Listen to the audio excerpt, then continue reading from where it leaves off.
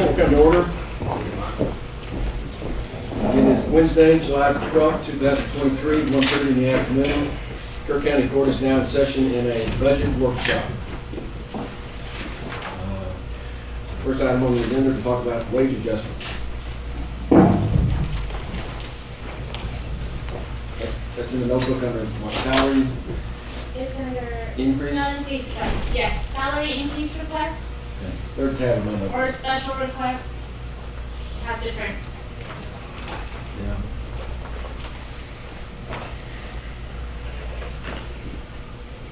Judge, I think it might be good to start out, say where we are at on our latest update. I mean, because I don't like it.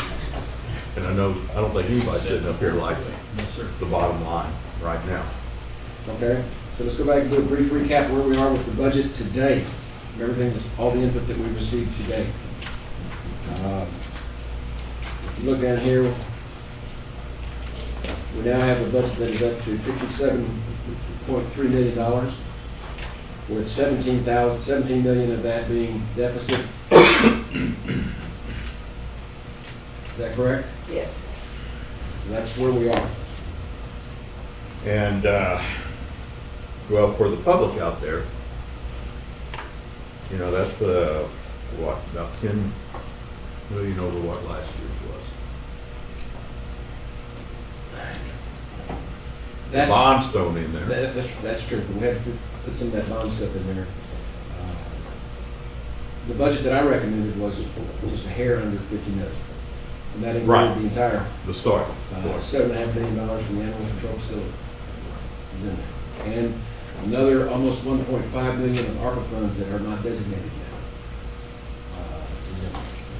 And this budget also includes, if you look up at Fund 22, the flood control, that's something we keep talking about. We've got it on this budget at 1.2 million.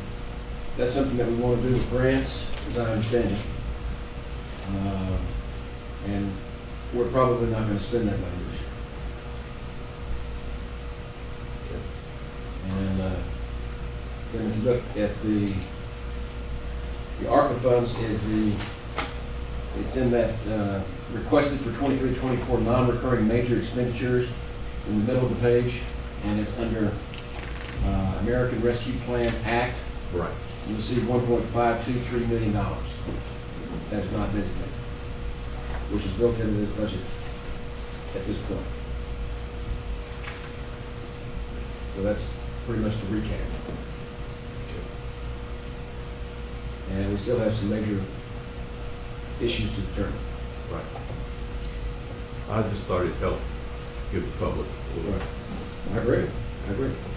And the major issues are included in these totals. They are? Preliminary, yes. Which items are? The sheriff's request totals in there, the road and bridge total is in there, and then the 5% that the judge had requested for the wage adjustment, all of those are in there. The new hire requests have been included in this. All the capital projects are included in this, and the special requests are included in this. And keep in mind, they're pretty much estimates right now. We need some guidance before we move on and actually start digging into the worksheets for the detail. So let's go ahead and start with the salary increase request. That's that third tab in the notebook. And if you'll see there, we've summarized various scenarios. You'll recall my initial recommendation was for a 5% wage adjustment for Kerr County employees. And that was on the report of the high inflation rates, which do seem to be coming down somewhat these days. Looking at it this morning, and they're actually projecting 3.5% for next month. But we'll also have discussions whether it's a 6% across the board wage adjustment or a 7% or 8%. All those have been charted out there so you can see what it's going to cost. Judge, what does PY stand for? Prior year. Prior year. year.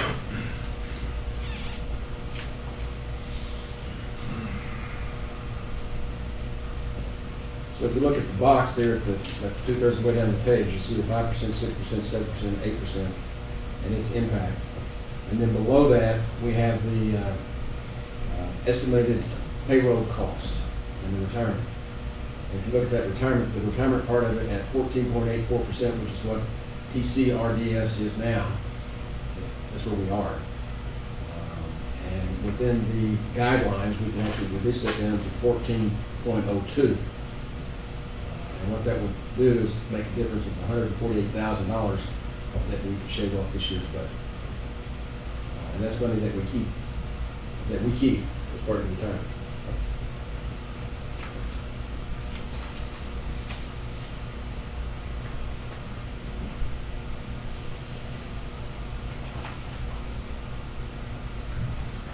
And then behind that will be the special request.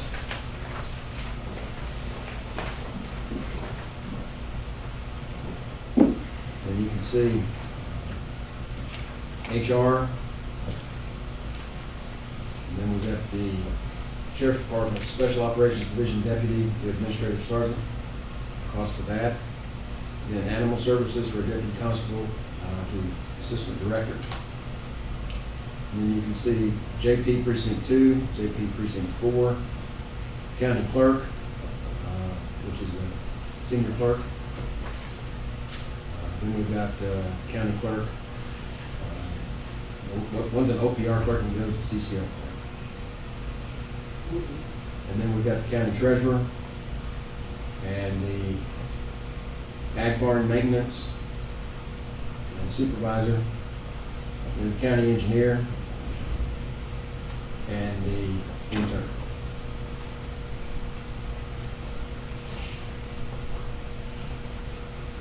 And that's what we built in the budget. So, I mean, there's really minimal new employees. It's basically reshuffling and giving some employees more responsibilities. These are the special requests, not the new hires. The new hires on another page. Okay. New hires are the next tab. But we're just going through the, these again are the special request and salaries request. And then the third page, Danny, what's this, I forget, the third page shows the difference between the base and the proposed. This is for road and bridge. So that's a proposed. Oh, that's Road and Bridge, Kelly. Road and bridge. Yeah, so this is their special request. Kelly explained some of it the other day. This is a summary. Would you like me to re-explain? Pardon? Would you like for me to re-explain? Sure, go ahead. Okay. We had proposed to the court that we would freeze 3 15 positions, road maintenance tech positions, to bring up the CDL holders' pay. I know that the court wasn't real sure if they really wanted us to do an actual freeze, that we'd have to come back to the court to fill those positions. I have no problem not putting anybody in those positions. I mean, it's hard enough just trying to find people who want to work. But there'd be no impact on our budget. We don't want to lose those positions, and perhaps there will come a time that we will need to fill those 3 positions, but we're not actually asking for more money. We're just going to take 3 road maintenance tech positions, which are our lower positions, and not hiring 3 of them in order to cover the cost. And use the money for those 3 positions to increase the existing staff that you have. Yes. CDL drivers, Yes, sir. right? And so for budget purposes, if you're gonna do a freeze, we're gonna need to take those positions out of the budget. If they're in, you will be adding That's true. Yeah. approximately $141,000 to cover that, and that's rolled up. And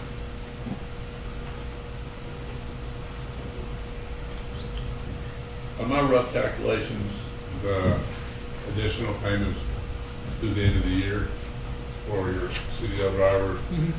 came out the 1,000 a month divided by 160 came to $6.25 an hour. Are they gonna be making that, is this built in, that increase, or is their pay gonna be going down after the first of the year? After the first, No, I think their pay will go up. it's gonna go up still? Mhm. I mean, I'm just, that's a $6.25 jump in wages, it seems like a lot. It's From two, what- it's like taking a 15 position and bringing it to a 17.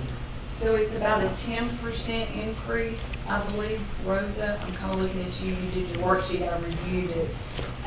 The 15 to 17 is a 10% increase.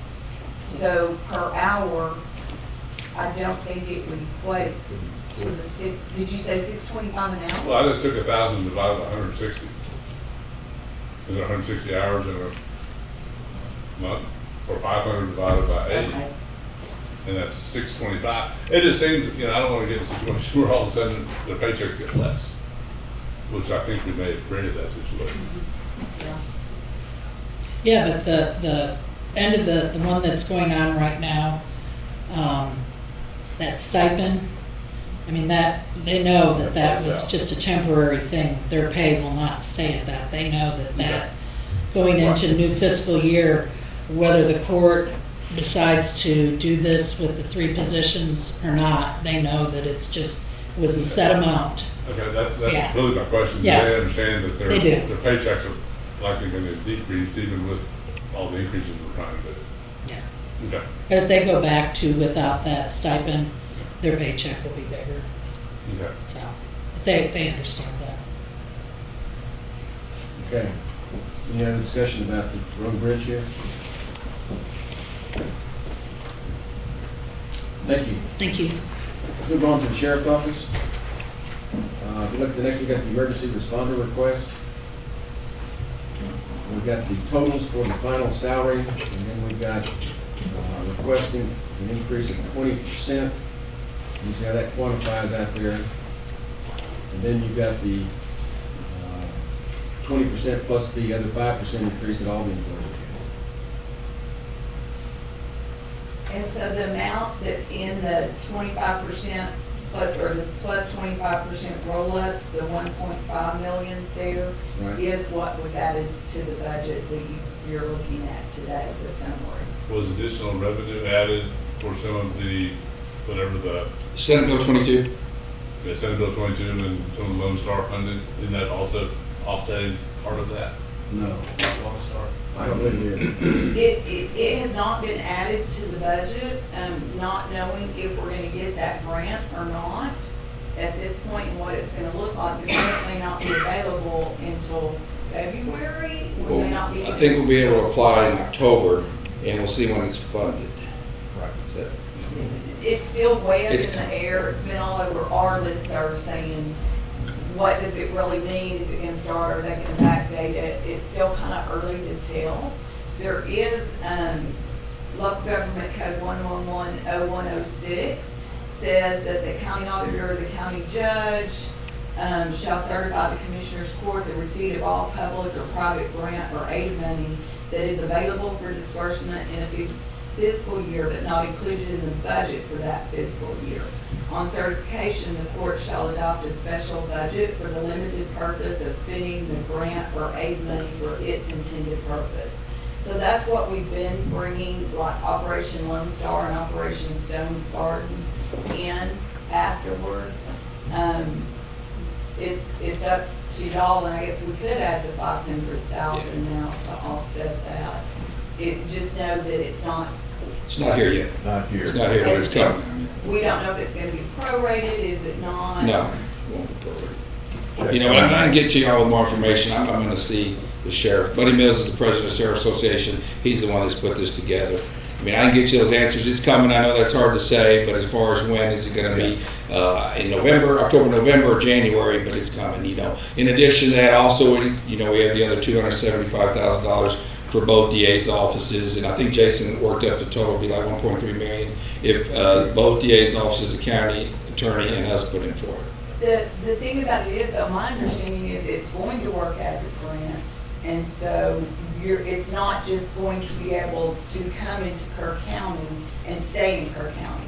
It has to still follow being spent on what Sure, it correct, is. yes, And correct. so putting it in the budget right now worries me, because generally grants, it doesn't come in until you've identified it one-on-one. So again, I'm not trying to negate anything what he's saying. I'm just trying to say there's still a lot that's up in the air. So the county attorney, I don't believe asked for any additional funds. I don't believe the DA did. I think one of them asked for $1,000 for insurance or something.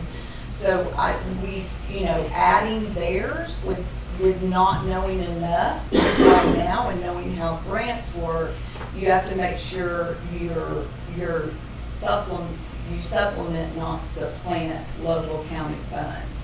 And so that's kind of what my concern is putting it in the budget right now without it. But I don't believe it's gonna be left over for anybody to use for what it, just in getting out to have a purpose and actually request it. So I'll just worry about my office. It's $500,000, and I can do whatever I want with it with y'all's approval. I'm willing to give it towards these salary increases.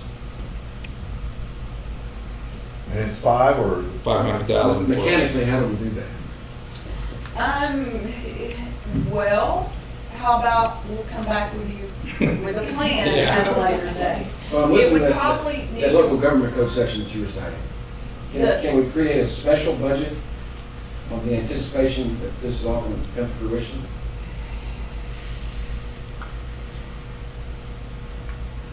can I think about it? Oh, no, we can't think about it. And the other question while you're thinking is, I don't believe the DAs and the county attorney have asked for any kind of large scale salary increases, but can the 5% across the board salary increase be paid for out of those funds? And that's another great question, because if you've got a across the board raise, can you say except for these positions? And I don't, that's more of probably a talking to Heather question. You know, just something that I figured out.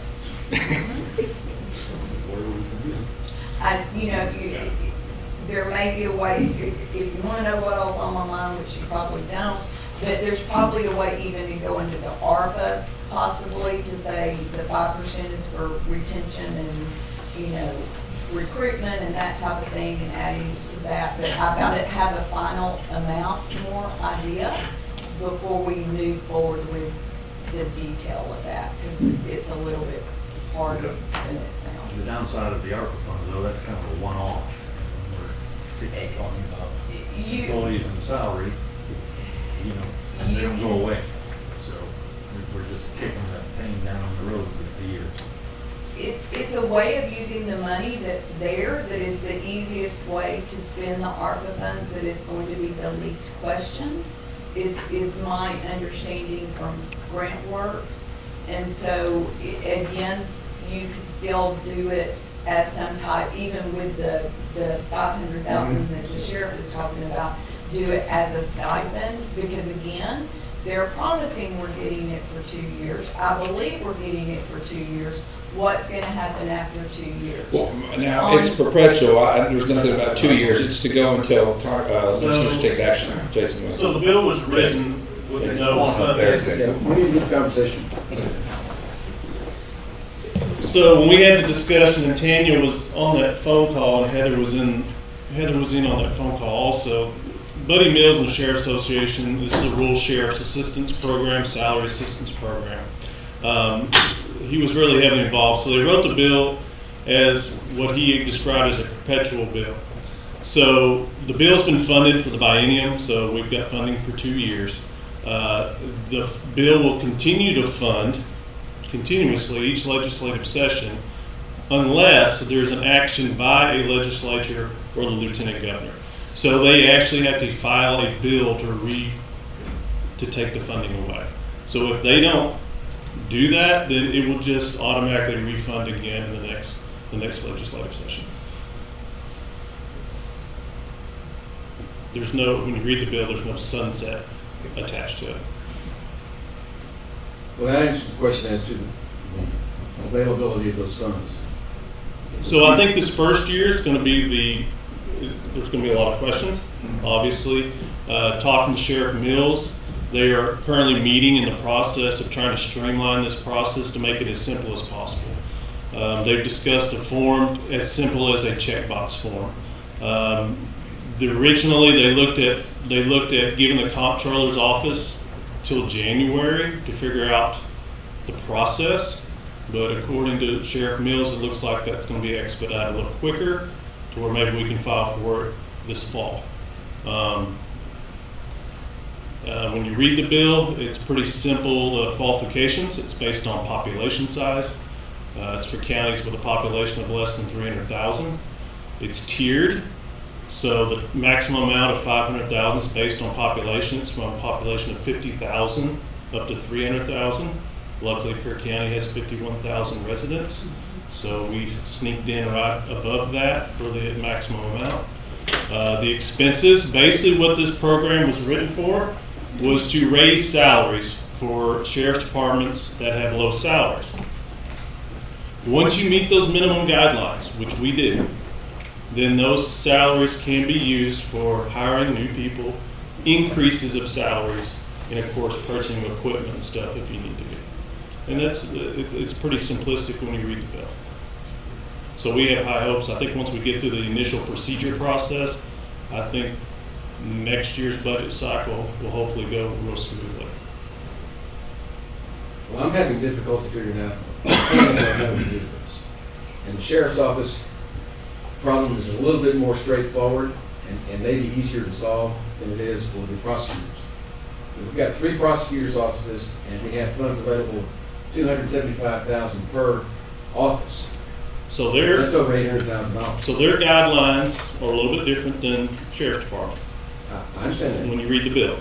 And it's up to their department heads whether they want to apply for this grant funding or not. So we're just saying it's available for their use, if they choose to apply for But it. as the county judge and the chief budget officer for the county, I'm trying to figure out how to deal with this. Let's talk about the prosecutors for a minute. Come back to sheriff's department, because I think yours is a little bit easier. But on the prosecutor's department, we've gone over their proposed budgets, and we're not going to budget for them to spend any of this money that's going to be coming in. Yes, sir. And we're not showing any income in the budget, and we're not showing any of the expenses for the additional employees or the raises that these people are going to conceivably get. And so, when the money comes and it's not in the budget, how are we going to spend it? And I'm looking at the auditor. Yeah, And you need so I need to I check there would, too. can I make a suggestion and we like move away from this and just say, thank you, y'all are saying that you want these salaries, you're willing to put the 500,000 or whatever, however it ends up being, and we will figure it out if y'all are okay with what they're saying, and we will make it work once the rules get here further, be it stipend, be it whatever, be it we add it to the salaries later, do it we, you know, it may turn out that that's about 400,000 off the top of my head that would be coming out of what's in here right now, with the thought that 400,000 would go back in once we get the new one, the new grant, and we receive the money. And just say we can work it out later if y'all are good with that. And I think what we're hoping, that time we had the phone call with Sheriff Mills, was the sheriff will be going to the sheriff's conference in a couple of weeks, and they're supposed to have a class or a training on that. And I'm hoping hopefully Sheriff Mills by that time will have a lot more answers, because there's going to be a lot of sheriffs with lots of questions. So, And I understand all of this. But the problem is, we're going to have to finalize the budget, and we're going to have to set a tax rate as these things are occurring. yes, sir. And so I'm trying to figure out, how do we go ahead and provide this? And so that people understand what we're really talking about here. Senate Bill 22 provides for, and I'm just going to use anecdotally how it applies to us. I'm not trying to get into the theory of it for the other counties. Our sheriff's office, our sheriff's KCSO, we get $500,000. And in order to fund this incentive program for your first responders, you're willing to commit those funds for that purpose. Correct. Yes, sir. Okay. And we'll figure out we'll try to figure out how we can get that done.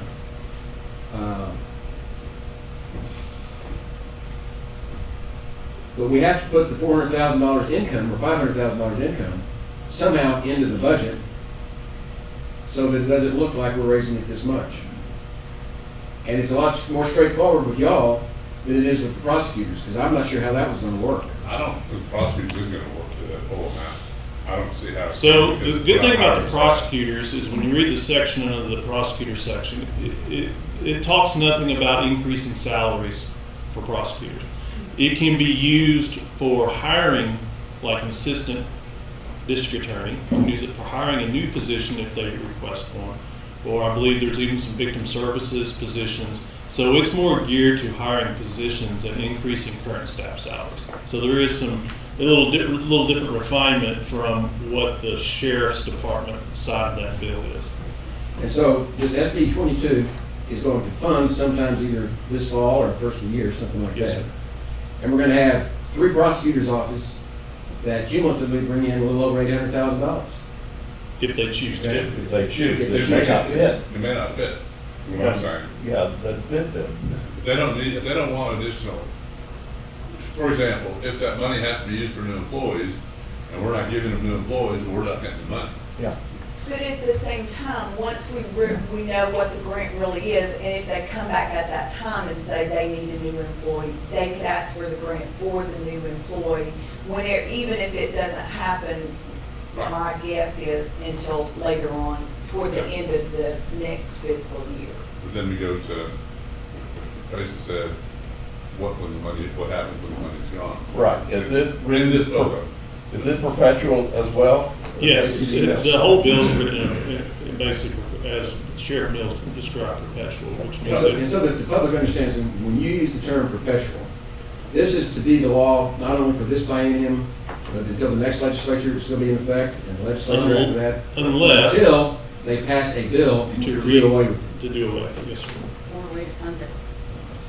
There may be other things to think about too. One of the reasons I'm saying we may need to consider it being a stipend, because if it goes in as part of their salary, then whatever wage adjustments are in the next years, you're gonna be building on that amount that's going toward their salary, and I'm just throwing that out there.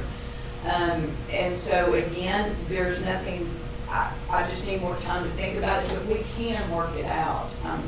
And so to me, I would say leave out 500,000, however we need to do it, bring it back in once we get the grant and see how it's gonna work at that time.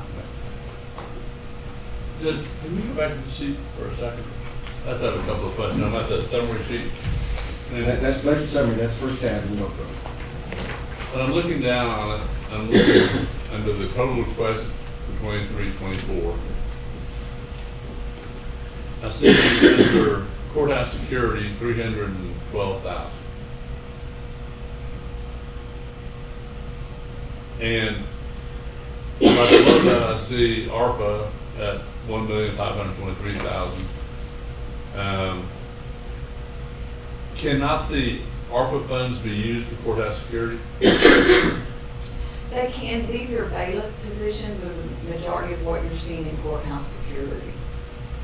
Oh, that's not, okay, that's not that's not a security system. Thank you. Personnel? It's a personnel item, okay. You'll find capital under non-reoccurring. Well, it is right now, but we could, Well, you're saying that the 312,000 Yeah. was intended to be personnel. right. Yes. It's That's what personnel. we paid with the sheriff's office provide. Right. And the other question I have is the opioid settlement funds. We budgeted, there's 315,000. That was the original amount that we should be receiving from the settlement of the lawsuit. We've received about 68,000 so far. That's there in case we get the rest of the money. Due to us, we'll have that money ready to spend. But that's got several specific reasons it can be used for. So that's just money, I guess what I'm looking at is, in that 57,300,000 number, there's a couple of what ifs. Exactly. I mean, we don't know that 350,000 is gonna be an expenditure, and we don't, the ARPA funds, you know, may or may not. So it's, okay, I understand. Okay. Okay. So getting back to where we were with the sheriff's request on emergency responders. The request is for first responders to get the 5% wage adjustment that all Kerr County employees get, plus 20%. Yes, sir. Is that right? Yes, sir. And that's, if I'm reading this correct, Ms. Shelton, that's a little over $8 million. Total salary. Yeah, that's Total So, total. so, Not the increase. The first column is just your total salaries. Right. And then what's the second column? The next column is the amount of the request. So just the 20% is, we needed that pulled in because the 5% is in a different figure from your budget. Right. And so we needed just the effect of the 20%. And so that 1.54 million, that is the, tell me what that figure represents. That is what the increase will be for them with the 5% wage adjustment and the 20% that has been requested. Well, I want to use different terms. We've got wage adjustments. That's the across the board that every employee gets. And I recommend 5% on it. I got that. What we're really talking about over here is the first responders recruit and retain incentive program, right? yes, sir. So we're taking the 5%, which is the wage adjustment, and then we're putting the incentive, 20% on top of that. And that totals out to 1.54 With the roll-ups, with roll-ups. yes, basically. And what the sheriff's telling us, I'm just trying to make sure the public understands what we're doing here, that the money he's gonna get from SB 22 is gonna offset against that 1.54 million. Yes, sir. Good, okay. Basically account for about. Third. And as to the prosecutors, that is TBD. Different bits. Yeah, we're gonna have to determine what we're gonna do. Okay, anything else that we have here under special salary increase request? We have Bill Ragsdale, $3,000. Yeah, all of that's in your summary, Yeah, and we've got all of that included. yes. So, do we need to talk about JP4? It's up to you, that's the 12, or the 1,500 that's being requested. Okay. And then we've got HR request, It's the very first line, about 2,400. right? And then we've got the title reclassifications for Special Operations Division Deputy to the Administrative Sergeant. That's about, KCSO. yeah, that's about 12,300. Now this is, I'm inviting comment and questions. Anybody have anything they want to ask about that? Fire away. Then the next one is, the KCSO, that's the Administrative Sergeant. I think you just said that one. Maybe a new- That one may be a new hire judge. No, I think that's the same one. What we're asking for is a new patrol deputy, new corrections officer. And I think that we're under the new position. So, I'm sorry, call that out again. I'm only showing one sheriff's office Correct. on this special request, which was the 12,300. That's it, that's it. We may have something filed out of order, is what I was thinking, but Yeah, you talking about the request of reclassification for special operations division deputy? That's the 12,000. Right. And then we've got filed here, and I don't know if this is a new position, but it is for a supervisor SOD captain. No, sir. That was last year. I'm being That was replaced. last year, yeah. Unless you want to give me another one, that's Jason. Okay. We just had one It's just reclassification. tab, and if it's not out, pull we'll that out. recast it. Sorry. I'll take it. It's news. I'll take it. They want some bad news. If that's included in there, we can take another 100,000 out. And then we've got an HR reclassification of the existing position Yeah, for that's- environmental health and animal services. And animal services, deputy constable to an assistant director. Right. That's showing on here is about 5,800, however, Reagan just turned something in and we're going down about 5% on that. He's changed the grading step on that. Well, just so you're aware, the position, well, I mentioned assistant director in there, but I basically reclassified that as basically a senior deputy with direct supervision over 5 animal control officers and 1 other deputy, and mainly in the field and times like that. But I think that's more appropriate for the situation, and so we dropped it down down 1 grade. So it's going to be less than. That's good. That's all good. We'd like to go in that direction. Yeah. Thank you. And then we've got the county clerk's office, we've got the senior deputy clerk OPR. Yes, and on these positions will be split 80-20, so 80% comes out of general fund, and then the other 20% is going to be out of Fund 41, I believe it is. And their reclassifications. There's 2 that are presently out of 17, but I'm taking 2 of the 4 that are listed from the 15 to the 17. Yeah. And one of them is the OPR, and the other one is the CCAL. Yes. Right? Okay. And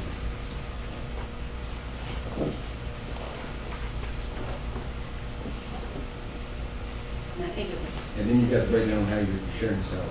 Yes. And I think it was a difference of 6,000, right? I have no idea. I think it was about 6,000.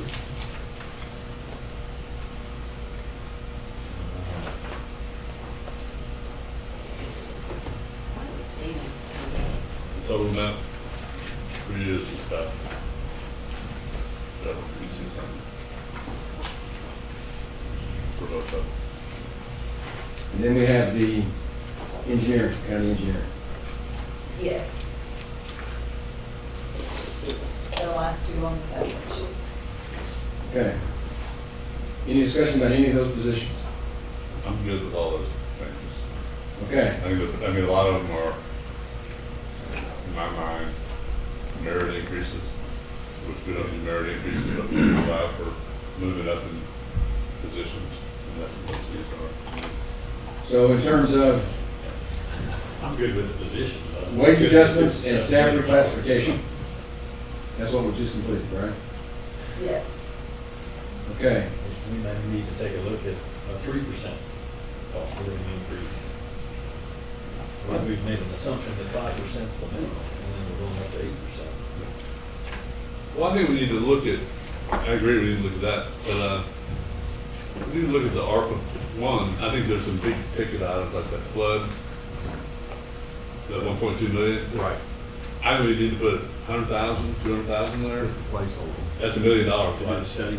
Yeah, and get it moving. Without a doubt. But we're not gonna spend that money this year. And then I think there's, we look at the, we have included, as we said, maybe 1.388 for ARPA, but we have no, it's not necessary for any project, so let's see what we can do on that. So, I think we can use those up on some of the other increases that we have. That's the objective. right.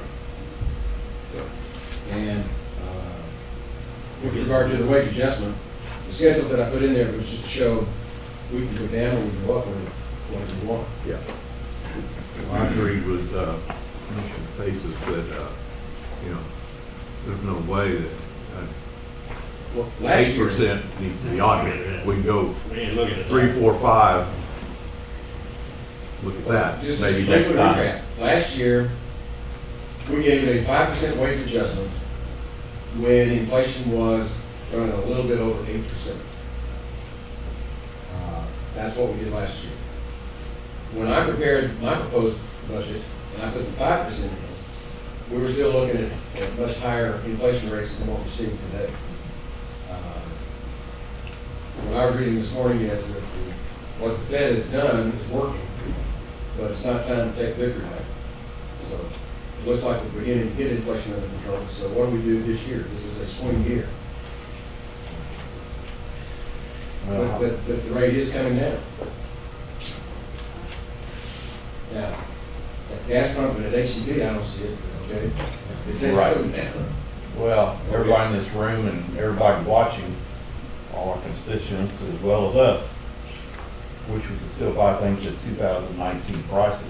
You know, Kelly, how much of road materials gone up since then? 100% on a lot of them, almost. I don't know if it's quite 100%. But it's up there. Yeah, it is. Well, It's higher than we've ever seen that. The fuel, we know. Yeah.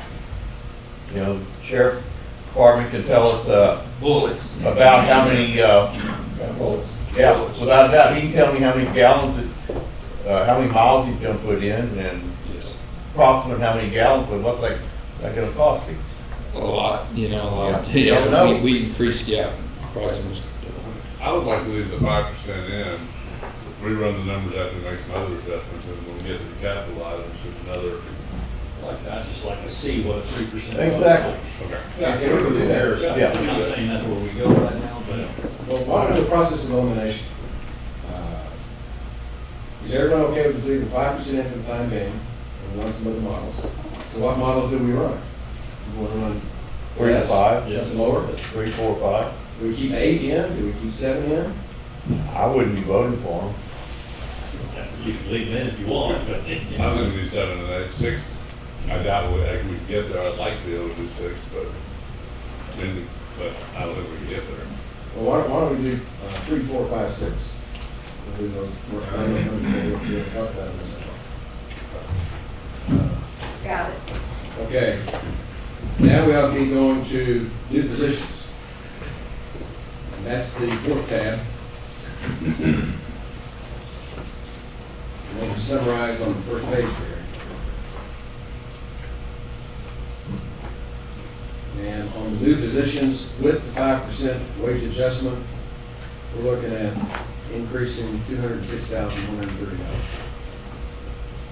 And that is a kennel tech, animal services, a patrol deputy, corrections officer, and a collections clerk in the district clerk's office. Also, district clerk. I'll text her. That's, it's okay. Any discussion on any of those positions? Personally, I'm good with the 2 part-time jobs, because Okay. Sheriff, Yes, sir. this goes into another Yes, it does. issue. Patrol deputy and a corrections officer. Can you go over why we need both of those? Okay, one, the patrol is really, At the end of that, go over Ingram. that'd be 4 more. Because I think that does That's impact. 4 more, Jonathan. Patrol deputy, as you know, they were funded for 6 positions. That's sergeant, corporal, 4 deputies. We currently are down to just 5 if we have full. We're running 4, sometimes 3. Just people are taking off at summer, but we are funded for 6. Okay, but that's with 4 positions. The calls are increasing, Jonathan. I mean, we're just, the county continues to grow. We sit here and talk about these subdivisions and more people. I know it's slowly coming up, but our calls of service are increasing. Obviously, we'll talk about that other subject later. Our mental health transports are increasing. Pretty much today, one of my biggest, complaints against sheriff's office is response time. We try to do the best we can. We as far as patrol, they're not doing any proactive work today. It's all reactive, answering the calls and stuff like that, following up. What my vision, what a deputy should be doing, he should be in the subdivisions out there being seen, talking to people, more community policing. I know that, we hope to get to that point someday. They should be out there working traffic in the school zones and being seen, stuff like that. But right now, today, when we're running 3 and 4 guys, I mean, it's pretty tough, Jonathan. So, Andrew, I'm what's all that? for more patrol deputies. I believe you, but I just don't want to leave money on the table. I mean, if you can't fill the positions you're already down. Well, depending on what y'all do, I've got a waiting line right now. I can fill them, if you give it to me today, I fill them next month, to be honest with you. Yeah, that's not gonna be a problem at all. We won't go through this anymore.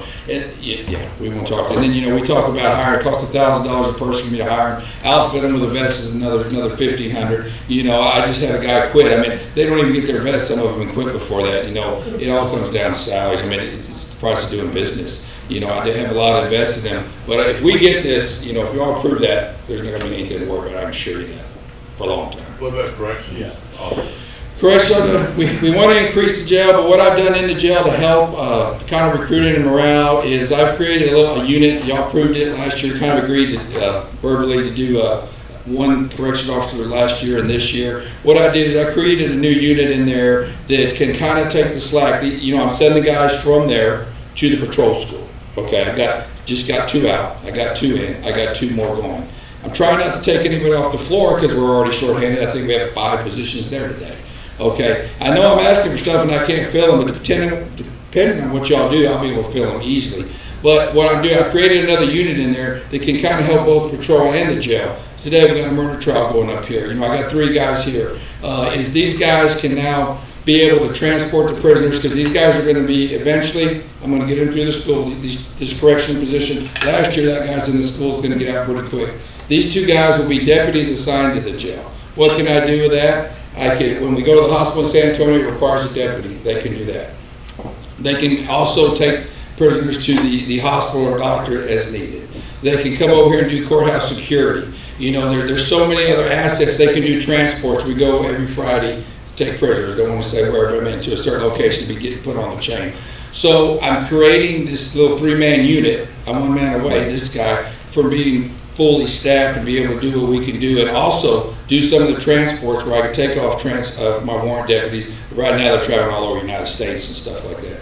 So there's just an array, several things to do, but then they can also fall back in the jail and work the jail. Okay. Ingram. Okay. Okay. I'm sorry, my idea is that I'm talking to you several times.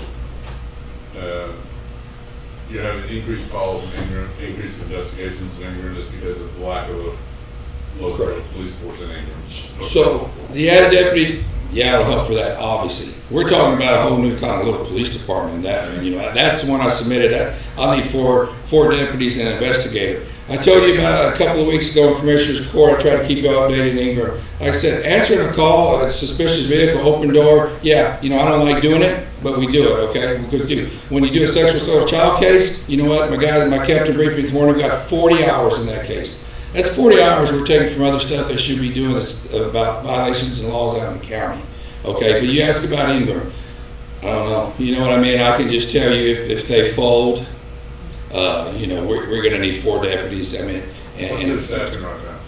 Well, I'm not supposed to discuss that out loud. It's short. Not talking about it. Yes, we can talk later. But Here's pretty low. It really is public information. Tell them that, I'm not telling you. Oh, right. Yeah, you can feel free. I can't tell you how many complaints last night I had. Cannot tell you how many complaints last night. We had 250 people out there. What do I tell them? Sorry. Nothing I can do about it. We're just going to answer your calls for free. How about, I wouldn't do it. Can we put these positions in the budget, but put a hold on them until we find out if we're definitely going to get the 500,000? Is there a way to do that, Andy? No. So if we're not gonna be using their 20% raises for the special raise request, the 500,000 for the 20%, we're gonna be using it for these positions? So, Well, what I'm saying is that we put them in the budget, but we don't authorize the expenditure of those funds until we get that revenue coming in, so we don't get hit Oh, I see. double. We don't get, something happens and SB 22 doesn't happen. Right. A little bit of protection, you don't fill these 2 positions right away. It's already happened, it's signed into law, it's just, we don't know for sure. When it's gonna be We funded. don't know when we're gonna get the grant. Or what the details are. Well, this is what we talked about earlier. Yeah. Same thing. Yeah. It's the same issue. Just Yeah, same issue. coming at from that direction, but we're putting these positions in the budget.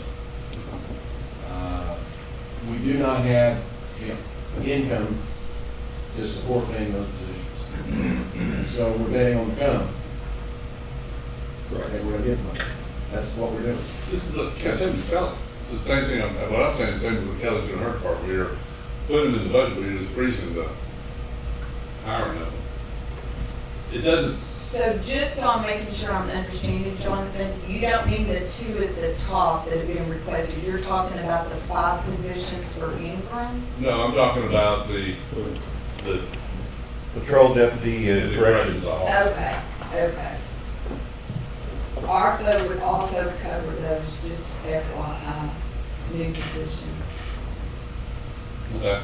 Well, I think that's the same thing. To me, I don't mind the positions, I think you need the positions, but I want to figure out how to fund them with it outside of the general fund if possible, and to make sure we are going to get the SB 22 money. Well, if we look at the new hire request schedule that we got in the notebook here, and we go ahead and accept the 2 part-time positions. Right. All we're looking at is patrol deputy and the corrections officer. Yes, sir. Now, we are talking about Ingram. That's 5 other officers. 4 deputies. That's and completely investigators, separate, yeah. Right? If and when that happens. Well, but I think what the auditor's telling us is that we can use our ARPA funds probably on these new hire positions.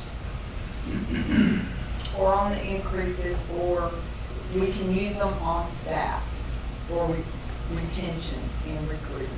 ARPA funds can be used for that purpose. So that's how we're trying to fund the requested incentive program and the new hires that KCSO is asking for.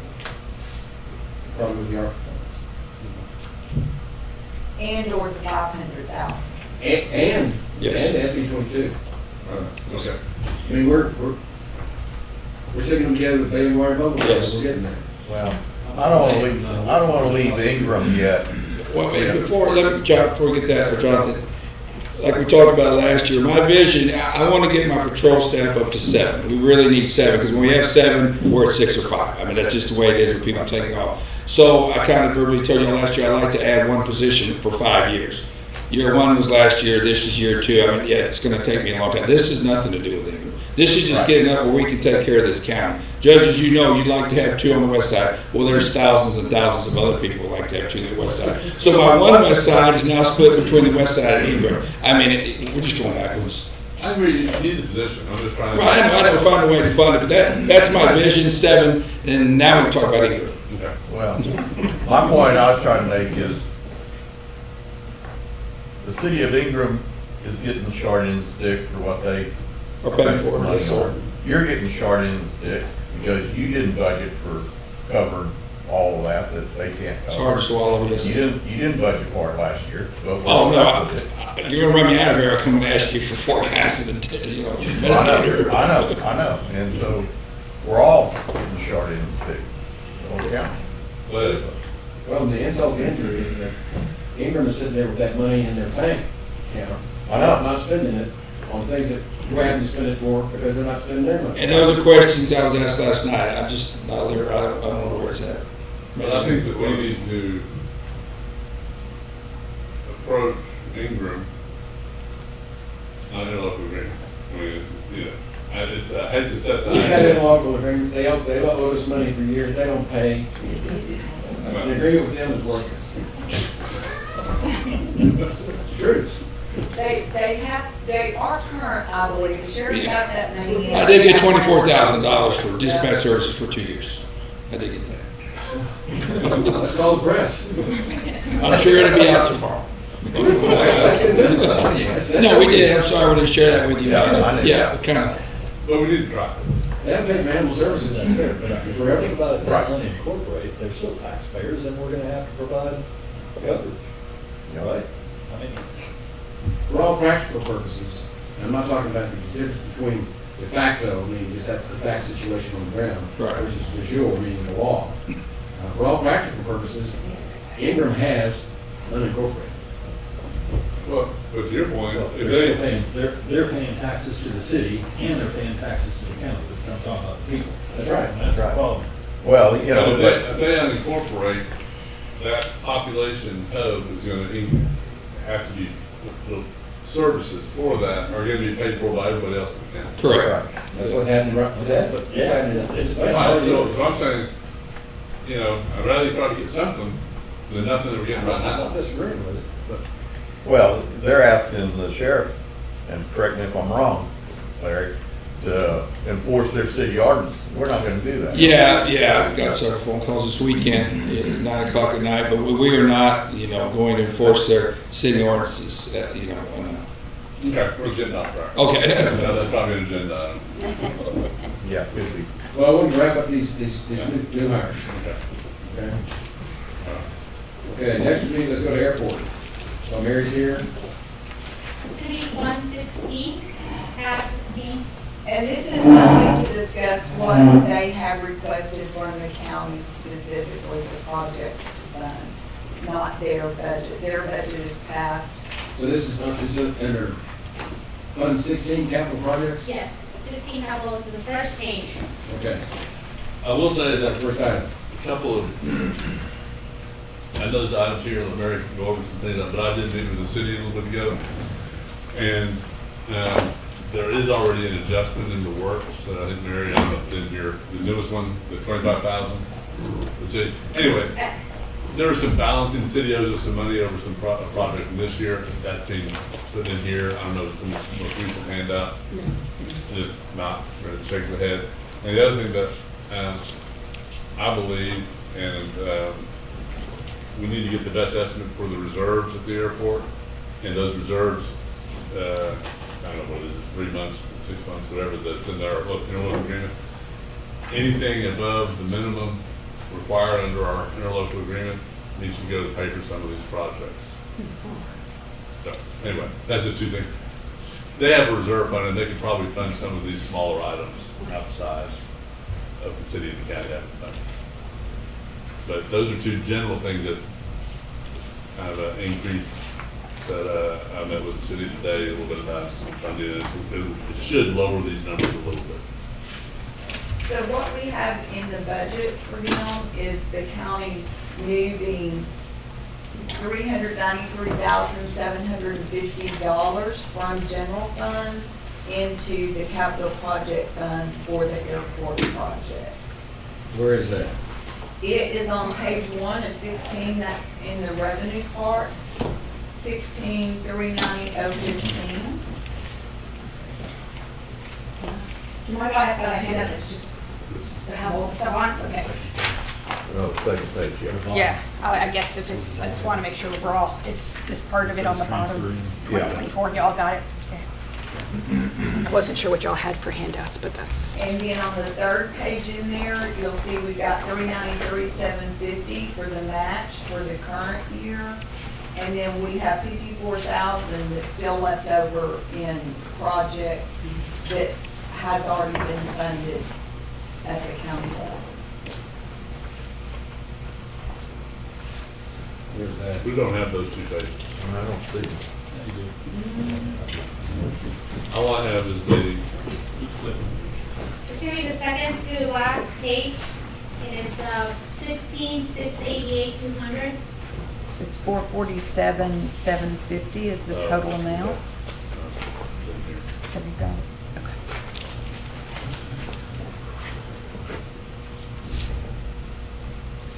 That's it. okay. Mary, why don't you go over quickly, I guess, Yeah, I'd the be, projects sure enough. on And the I, first page. yeah, I'm just gonna have you take a look at the description of the FY 2024, which is the total up to the 393,750. That list of projects is what we're focusing on. So the first one we have is the airport planning study. It was at Monday's meeting. I missed Monday's meeting, so it's been now next week or 2 weeks from now. We'll be getting the airport planning study fund approved from y'all. TxDOT is funding $225,000. We had requested the money in last year's budget. That would be $12,500 for the city and the county. That's already in our budget. We're just asking it to roll over because we think we'll probably be paying that check in December. So that's no new funding. So that's just money that's going to roll over from last year to this year as the project's moved on. The second one is our pavement management program. That's the big TxDOT program where they're going to be restriping and slurry sealing the runways. We've already paid our share of that. The rest of the funds is all from TxDOT. So we're not asking for any new funding from the city or the county. That's been paid. It will be implemented hopefully, I hope, by next spring, early summer, please. please, please. Anyway, so that's on, engineers are underway, they're getting all the packages put together, so we hope to see those guys out there next spring, next summer. The third thing is the land purchase of the RPZ area, which we discussed at our airport annual meeting. This is a request of $350,000 from the county and the city. This is funding that we're working with TxDOT Aviation on, and they have the ability to reimburse us for that, but it won't occur until their fiscal year 2026, so call it 2027. So this is a grant that we're going to be working closely with them. We've already started working with them on the acquisition process. So that's the big number. The next one is one of the requirements for us to get reimbursed is this environmental assessment, which is called a NEPA. Again, that is, I'm going to get my lines crossed correct. Again, it's a 90-10 funding. In other words, the county share of that would be $12,500 this year to make sure we got both of those fundings going along hand in hand with the acquisition process and make sure we can get our funding done. New item, I think we talked about it at our annual meeting, was our weather station, which is called an AWAS. Can't wait to find out after me complaining about it enough, but it's probably one of the older systems in the TxDOT system. They said I'm one of the older ones and I've been on a list to get replaced. So I'm like, thank goodness, I sure want that too. So good. So I got them in my court as well. So we're including that AWAS system. That's an 80-20. So again, a TxDOT will pay for 80% of it. We city and the county would need to pay for 20 of it. So that's why that's the $31,000. The last piece is then some rollover items from the previous year. So we've got the box hanger utility site work, that's EIC and county money. We've spent that all but $23,000 of that work already. So that's all that's getting rolled over to this year. We have done a fire protection study in fiscal year 2023. We recognize now we have needs and development things that we need to put together for our proposed development areas. Again, we're taking some of the funding that we know we had from our airport funds to fund that development area study, and that's $64,000. Same with our needs and assessment for assessing all of our different properties that we have. Again, that's rollover funding that we've had from the last year that was allocated towards either our hangar project, which is complete and fully leased, or from one of our other projects that are then rolling over, and we'll be funding those as well. What, either Mary or Tanya, what's the estimated reserve balance at the end of this fiscal year? Yeah. For them, I don't know, because I looked into estimated at the end of the year for them. Well, I'm trying to remember last time we talked about it. We'll get that number for you. My thought is that if we could fund certainly the 12.5 for each city and the county, for the AWAS, out of that amount, Okay. that would come out of the budget, and if there's enough in there to, the AWAS is 31,250. The NEPA study is 12.5, and the AWAS, if those could come out of the Reserve funds. Okay. that would be preferable in my mind. Okay. We'll take a look at it. I'll work with Hilda and our board members next week, and we'll get that discussed. And so you can get backwards on that. Yes, I'll need to make sure I have the money to do it. I assume I do, but I'll make sure our guys are in board, if that makes So sense. basically what we're doing at the airport, it becomes almost a non-monetary event.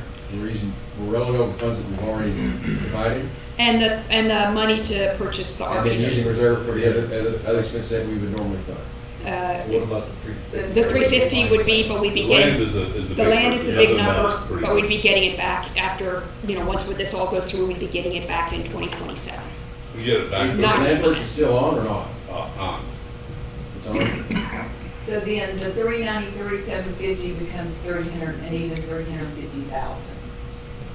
As far as what the transfer is for the capital Yeah, projects. as long as the reserves at the airport can handle Yeah. the rest of the smaller items. Smaller items. Okay.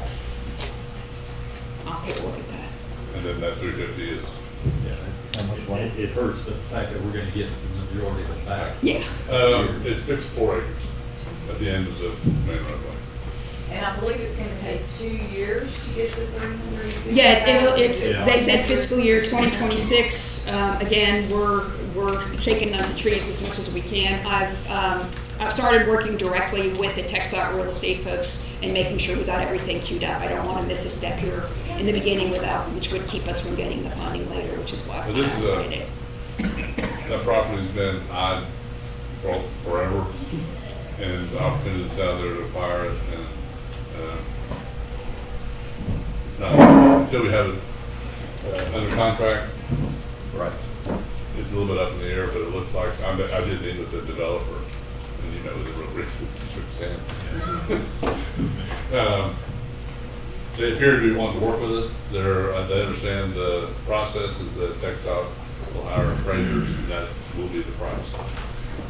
So, and then there's a subdivision that will go in behind that they will be presented at some point. Okay. Okay, anything else on the airport? That's it for me. I'll work with Ilda and Tanya and we'll see what we can come up with and we'll report back. Right. Thank you. Not on the airport, but also in capital projects for Fund 16 is 75,000, and that's for the Hill Country Youth Event Center. It can only be used under certain conditions. This was a part of the contract extension that we signed with them, and so this money can be used. We've got it in the budget to spend, but that's normal, and it still hasn't been spent. So just FYI, that money is there. And the discussions in the past have been a new sign. But, There's another, I think, 75,000 in it, Jonathan, if we sign the second extension, which will be sometime maybe within the next year. that'll be coming, that'll be to be negotiated. Okay. And that's done. More, but yeah, there is talk about that, trying to get the money and and they're looking at changing the terms a little bit so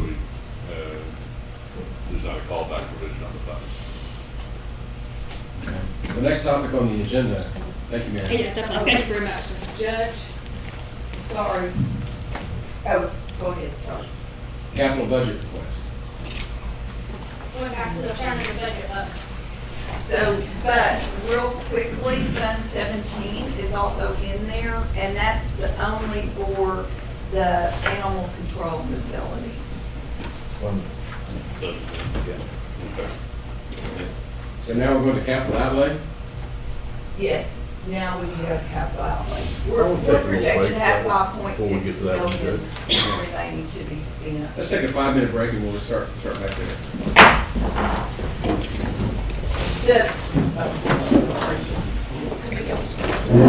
Next.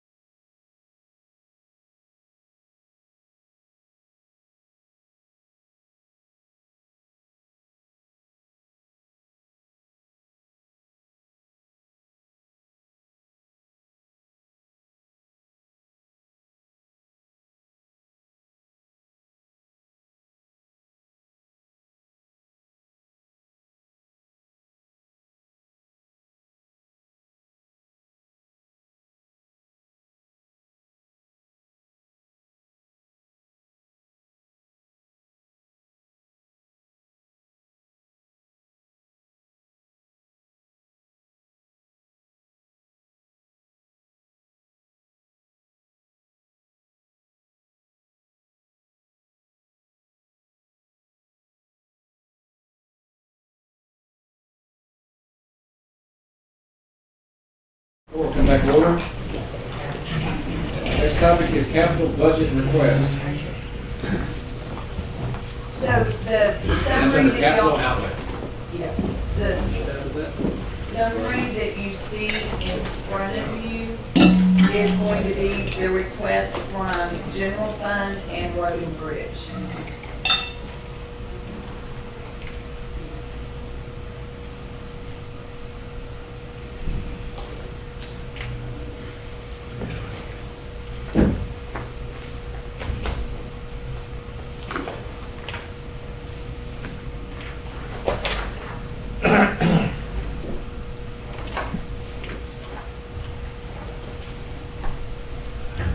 IT sure is expensive.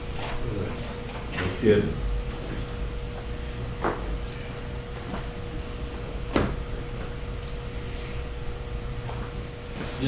Bruce, your projects, I mean, forgetting the last one, the 166,000, the rebuild, the disaster recovery, and the backup system. Those are one-time expenditures, essentially? There are pieces of the backup system that are recurring after a certain period. It is like maintenance fees. How much, all of that amount is? No, How no. much of it is not reoccurring? All right. I mean, rough number. Rough numbers. Percentage? You speak to that too? I mean, Absolutely. So, hardware's a one-time fee. The recurring fee you're looking at is for the warranty, which is roughly $34,000. That's keeping everything under support. That's also including that on a 3-year warranty, so it's every 3 years. It's not annual. And then the other part of it is going to be on your data protection to keep your data stored, protected, and also run your DR that you do not have today. So if your servers or hosts were to go down, you can spin everything up within minutes on the backup server that would be housed at another location in case something happened to where the location that was there ransomware or power or hardware failures, you would be able to get the county back up. So what's that dollar amount for that part? It's $367,000 every 3 years.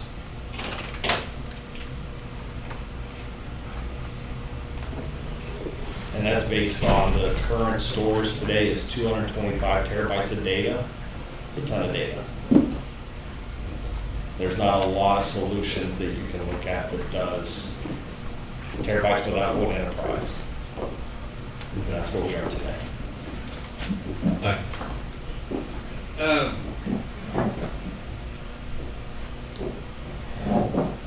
My recollection is, I visited the office a little bit about this, that the road and bridge, those lease rates, or interest rates on those are pretty high. Whereas another option would be for us to do a certificate of obligation for the bulk of this. Have you looked at that? It would technically be a limited tax note. Well, limited tax. And same difference basically, and the interest rate would be about 4.5, and that's really rough. And we did it for, I believe you can do limited tax notes up to 7 years. Now, if you're talking about IT and everything's gonna roll over and you're gonna need it again after 3 years, we probably need to structure that to where that part is only paid with a 3-year note. Right. But it seems the road and bridge. Well, for the road and bridge, it would make more sense. Now, I mean, a lease versus a note is the same thing. If we can lower the interest payments substantially. So how much do we save? Do we have an estimate? Let me interject something here, and I was with Kelly a little bit yesterday, and you know, we just made wage adjustments for her department, and I think that's the most important thing for out there. And we discussed it. It doesn't matter how many new toys you have out there if you don't have people to run them, and that's more important. I suggest we back off some of these capital outlay, and I'd asked Kelly yesterday to try to get a priority list. I have, Do you have one? yeah. Go ahead. Go up. Okay.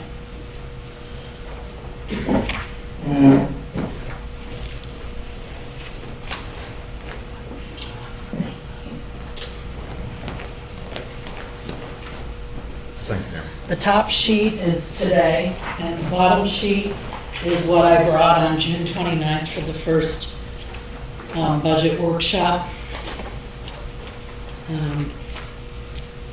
So what we did, we totally took out the Atnar chip spreader, which that's a $434,503.43 piece of equipment. We put them kind of in the order of necessity. So obviously the dump trucks, there's 6 of them. That's our top one, and then you go into the oil distributor. What we did is we gave you on the top sheet for today's date, we gave you the purchase price and what it would cost. With the chip spreader removed, it's $1,815,766, and on the 29th, it was $2,250,269.43. Over on the box over to the right of the purchase price, we had got some 5-year leasing numbers from the vendors, and it would be a 5-year note, and you can kind of just go across, and it kind of shows you where it would be for a year. Do you know what the interest rate is on that note? I do not. It was around 8.5 when we ran it from the information given the other day. So, and then at the very bottom, we've got that $140,580. That's the 8 trucks that we currently have, supervisor trucks and a shop truck. And so that's a 5-year lease, and we're in it right now. So that's the annual number that we'll be locked into for probably about 4.5 more years. So that's the number on that. And if you did do the lease, I think you could probably get a better deal from what Tanya gave numbers on. With having the chip spreader out of there, that total annual payment would be $589, $450.80 if you did a lease. So, and like I said, I had them when I talked to Commissioner Harris. I told him that I would ask the guys to kind of rate them of what they want to make sure that we can get, and just kind of step down on that. So if you look at the far left, you'll see 1, 2, 3, 4. Atnar was 5, so the Caterpillar 926 wheel loader would become the new 5. Okay, so the dump trucks are number 1 and the oil distributor number 2. Uh-huh. Okay. Yes, Now I'm sir. looking at it right. And so out of those, you eliminated chip spreader, and then the next one on the lip chopping block, if you had to, would be the wheel loader, Yes. $250,000 almost. What is, looking into your crystal ball, what's next year look like? As far as equipment, Yeah, if you didn't take anything off of this, but you got everything you originally asked for, what's on the list for next year? well, I know when we spoke with the judge for the current fiscal year, and kind of had told him our predicament and our equipment and the age of the equipment.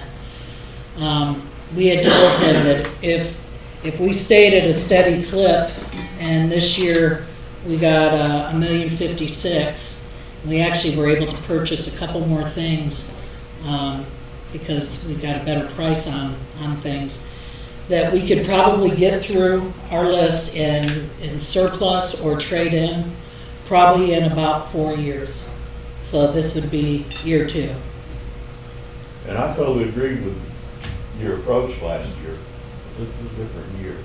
And I still think we need to work with it, but looking at what we got going so far. If we took off that wheel loader, would that automatically probably be at the top of your list next year? Yeah, and the chip spreader would be there too. Yeah. I just hate kicking the can down the road on stuff like this. I mean, it looks to me like you're, I mean, we can save, based on the interest rate that we discussed in the auditor's office, you know, probably looking at $150,000 in interest by doing it notes, as opposed to maybe probably closer to $200,000, right there. Yeah, that's, you know, it's darn near the cost of the wheel over. Right. So roughly, that's what Gilda just handed out. So interest expense at 855 is about 523,000, and about 4.5. You can't, this really is apples and oranges to what I said while ago about the limited tax note is about 266,000. So it would make more sense doing the tax note than it would using capital leasing. And we've done that before, especially, and you add the tax note, the non-recurring IT, and those are legitimate, at least 3-year expenditures. We did a tax note, I think, when Brenda Doss was here, and it was through Wells Fargo. We've done it before, and we did it in years like this when we were, it was tough. I mean, trying to make everything as meet, and you gotta make sure you are planning a little bit better. And that's why I almost hate to take too much off of the road for this, because it rolls into next year, then rolls into next year. So I'd like to see kind of, you know, one, your idea of taking off a couple of 2 big items or 1 big item. And the other one is, if we did a 5-year leases to a 5-year tax note, and then 3-year on the IT stuff. So And it's then- about, I'm sorry, Yeah. it's about 500,000, 525,000, roughly somewhere around there. When I had called Dusty about it, and that's where I got the 4.5% interest rate, and I want to say that was about a 7-year maybe he ran, or 5-year. I don't recall that off the top of my head. So we can, if that's what you want to look at, I can put in a call to Dusty. You talked to Dusty, I didn't. But when I talked to you, I was talking to her for 7 years. Yes. Well, that was I think the road and bridge equipment, that's appropriate. Yes. Yeah, IT, no. I agree. Yeah, IT ended up being a lot more of the 3-year, and when you and I talked, Judge, I didn't know it was 3-year. I thought it was Sure. more for putting the whole project together, would be a longer term. So I'd like to, you know, look at those options. I don't know if you can have them by Monday. I don't know if I can either, but if I can, I will. I will tell you, not that this was gonna take a huge number off, but like, on the chip spreader, we would trade in the current chip spreader that we have. So I don't have a price for a trade-in on it. And that's not all your equipment. Yeah. I mean, all, even your beat up dump truck. Yeah, absolutely. And if you've gone by our yard, if you look, as you're facing the front of the building, we have an area that we put the chips from cutting the trees. Well, there's a lot of equipment over there. And that equipment will either get traded in, or we've talked to Garrett Auction Service. We're gonna put it up on an auction, and, you know, we'll get some pretty good money for some of the stuff that's there. So we have decreased quite a bit of our inventory, even though I know everybody sees us getting new stuff, but we have gotten rid of already quite a bit of Well, equipment. and just get in a helicopter and go up 10,000 feet, get the big picture on this. We started off with a 4-year plan to replace all this sometimes antiquated equipment. Some of that stuff was unbelievable. Yeah. Well, now, And so we're in year 2. We're talking about maybe doing a different financing method, purchase tan or limited tax note rather than, still meet your needs. Yes. And we've got your priorities as to which, if any, of the selected items of equipment that you are looking to replace, you could live without this year. right, just want to look at the options. We've got those options. We could go to a 5-year plan instead of a 4-year plan, but we need to stick on a plan. I mean, we can't go backwards. Well, we're meeting road and bridges needs, is what I'm pointing out. We're trying to find a way to do that. Yes. A lot more than what we were doing the previous years. Absolutely. Now, while we're talking about these financing vehicles, lease versus a limited tax note, we've got our tax assessor collector here. This makes a difference when we go to compute tax rates. Tax rate's one of the things that I've been grumpy about. Still grumpy about. We all. That makes a difference. Well, I was gonna ask Bob to explain to us, if he could go to the podium. Just for us to keep this in our minds as we're making these decisions.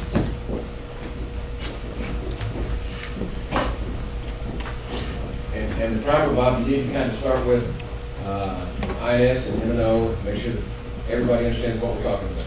Okay. When you calculate the tax rate, we all know about the 3.5% voter approval rate, and that's on the maintenance and operation side of the coin. M&O. The debt rate always has to be paid, and while it wouldn't affect those like myself that don't have frozen homestead taxes or anything, in the big picture, as far as the check I write, you can distribute it better where you have more money for maintenance and operations by moving some of it to the debt service. And INS is interest and Sinking fund. sinking fund. So if we finance it, that gets, it's treated differently in computing the tax rates That's correct. than if we put it in M&O. And lease has it in M&O. That is correct. If we move it over to, as a debt, and we have a limited tax note, then that would put it in the INS. If it meets certain criteria, but the basic answer is yes. I believe Tanya and I talked the other day that if you move it to interest and sinking fund, or for the simple answer, debt, it's got to be secured by property taxes, not the equipment itself. And that's why you do a tax note. It's got to be longer than 1 year. And I forgot the other two criteria right now, but there's certain criteria, but what Tanya and I were talking the other day when we were playing with the numbers, that what you're proposing would meet all four of the criteria. As I said, it might not change what the individual writes the check for, but it gives more money available in the maintenance and operations, which is the hardest part that we're trying to meet. But in this case, it's also a lot less interest. That is correct.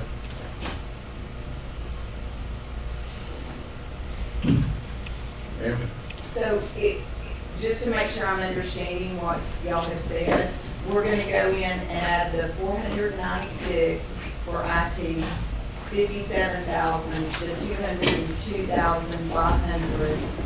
And then for road and bridge, we're going to head put back in the brush chipper and the brush truck for the 230,500. And then go ahead and add the 22.2 million for the rest of it. That's about 3.2 million. And then we're gonna put the IT to be paid off in 3 years and road and bridge to be paid off in 7 years. I mean, that is the large number, a really large one. We kind of had said that we probably could live without, for this upcoming fiscal year, that Vermeer 1800 brush chipper and that F750 brush truck. So we zeroed that out. Really, the more important ones are that one kind of in the middle of the page. So we could live without the ones that are up near the top, and like Tanya had said, it's 230,500 for those two pieces of equipment. So we had removed those, and I think we would be okay removing those. It's the ones in the middle that But are. you'll add them back next year. Probably, yeah. And anything that we don't get, Yeah. yeah, anything we don't So, get, the ship. in looking at your chart, I want to make sure that I've got it right here. On the left-hand side, you have boxes indicating priorities, Yes, Right. and you rank them 1 through 8. yes, And the two that you're willing to let go of first are the 7 and 8 priorities, which is the brush chipper and the brush truck. yes, sir. And if we have to go farther in terms of what we can afford to provide you, then you have a priority 6 and priority 5 down there that you discussed. Yes, sir. Now, as far as what we're asking Tanya to do, she's gonna put together the top 6, Yes. not the top 8, not the Yes. 7 and 8. I'd Yes. like to do this both ways, because if we're gonna have to do, Derek. if we're gonna have to do I like 7 and 8 also. That's what I was gonna. Yeah, I'm more than happy for you to do all of them, but I mean, if we have to, those top two, we definitely, Well, I'd like to see it with not buying priority 7 and 8. Then I'd like to see not buying priorities 5 and 6 too, to see where we are. I know, I'm sorry. It's just more work. I may not be Monday. I understand. But I think we're being creative and finding ways to meet the needs of the county, more economic. Bottom line. The practical effect is that if you're buying a whole bunch of stuff at once, then it all ages out at once. So to stagger what the purchases are and the replacements are makes sense to me. Well, that's why we did a 4-year plan. Right, right. I understand that, but you're now eliminating equipment also. So that would help. But in the practical application of it, you got a mechanic working on this stuff, all of it at once versus a few of them at a time. well, and I think our idea when we had met with the judge is that our hope is to be either trading in or selling this equipment when it really has a lot of value still left in it. That's where we're gonna make up for some stuff instead of keeping it until it's hard to find parts for them and all of that. And we have some of that where there's value, but not a lot. Well, Kelly, I appreciate you and your crew putting your heads together and Yes, sir. looking at this. Yes, sir. And just one last thing, there's a cost of issuance, is why it might be beneficial just to go for 3.2 rather than the 3 million. I don't know where that break might be. Okay. Okay. Okay, anything else on capital budget request? County policy review.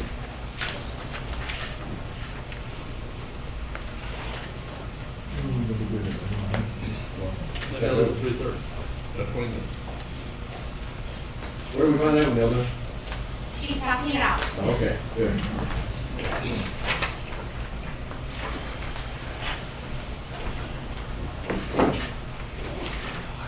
Mr. Thomas?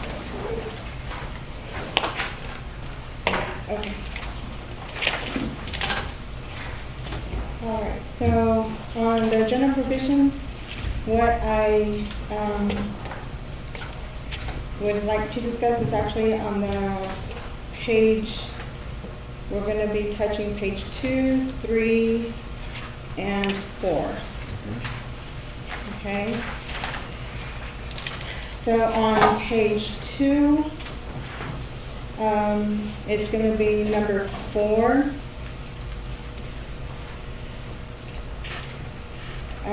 And it's gonna be to where, maybe we can, we may be able to start people at a step 3, instead of at a step 1 if they have the qualifications, or years of service, you know, to, one, attract people to come to work for us. Give the discretion to the elected officials and department heads to be able to start them at that, I would call it more a range between 1 and 3, based on their experience or their education or combination of both, for better, to better attract them. I think we've all been frustrated having to turn everybody to step ones. All right, that's pretty much it. We understand that. What's the next one? So the next one's gonna be on the overtime. It's gonna be on page 3, section 5. I believe I kind of broke that out. It's gonna be under law enforcement because we don't really practice it in lieu of payment. It really needs to read, let me see, let me put my glasses on. Either compensatory time or payment or a combination of both, because that's actually what we are doing. So that's enacting the flexibility that we chose to exercise ourselves. And Sheriff, you're familiar with all that. Right. I think that's a no-brainer. Yeah. Okay. So we're gonna go to page 4, on number 2. And this one, I wanted to note that it's actually will be available at the discretion of the department head or elected official about the compensatory time. Or we can say the compensatory time balance up to 60 hours will be available to use and must be used prior to using any paid time off to better manage the 60 hours or less. Because at the end of the fiscal year, there is sometimes a bigger balance to pay out. So that's something to look at as well. And then with regard to the comp time, we cash all that out annually. Right, and With the then, pay period. yes, and we actually addressed that underneath. The next section is gonna be the compensatory time. There's a couple of revisions on that one too. It says comp time balance exceeding 60 hours will be paid at the rate of 1.5 the employee's rate on the next pay cycle after the overage has been accrued. Comp time balance over 60 hours are required to be depleted prior to using paid time off. And then it says remaining comp time balance will be paid out on the 25th pay period of the fiscal year, because it used to say at the end of the last full pay period. We wanted to make that a little clearer. And I don't know if this is gonna solve everything, but it's better than what we have. Mm-hmm. And we're learning how to tweak this. Yes. I'm good. These are all good. Okay, so there's Questions one, back over here? You can wait, I thought she was finished. there's one last one, and it is, hours beyond the 171 hour will be paid compensatory time or payment. I think it should be, or paid, or combination of both, because that's what it's been practiced for the jail. For the sheriff's office. Because it does say like over the 171, unless the officer has worked more than 171 hours in a pay period, hours beyond the 171. It's just to be consistent with what we said above. Explain this for me, Sheriff. It's this one here. What's the issue? So the issue has been with payroll that On the holiday time. It's been a little bit inconsistent with what the policy, with the handbook says. Some parts of the policy says that you get any time over 171 hours, which is the 207K exempt employees in the sheriff's office. They get paid at the rate of 1.5. Another section says they get paid, that everyone gets paid comp time. So there's the regular employees, which is us who are not enforcement, who get paid comp time anything you work over 40 hours a week. And then the sheriff there's two different things that are contradictive. It says they get paid comp time at time and a half, and then it says anything over 171 hours, they get paid in payment. So this is to clear it up. I know some of their departments within the sheriff's office, some of their, what would I call them, the different units, like SO and SOD and CID, they have more of a discretion of how they pay their employees as far as if they tell them to come in and stay late, there'll be comp time, or they'll tell them, come and you get paid overtime at straight time. So this way it clears it up where they have more discretion at the sheriff's office to be able to pay it, and we are. Even though we're already doing it, it goes along with what is in the policy. And it's already what we're already doing.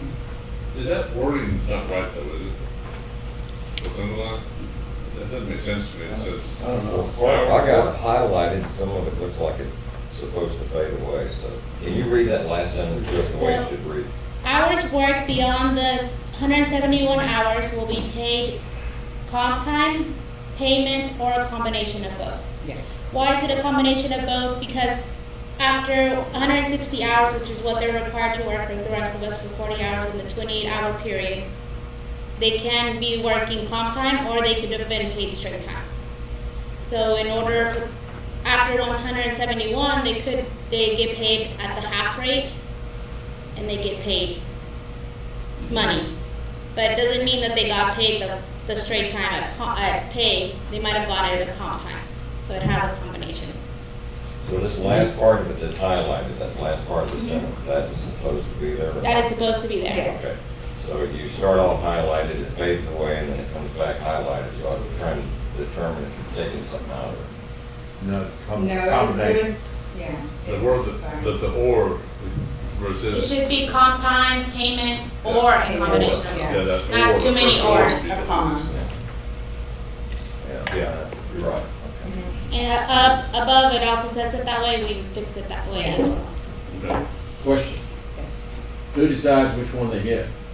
The employee The or the elected official? the official and then his person. Yes. Is- Well, I can explain to you right now how we operate. So a deputy works 12-hour shift.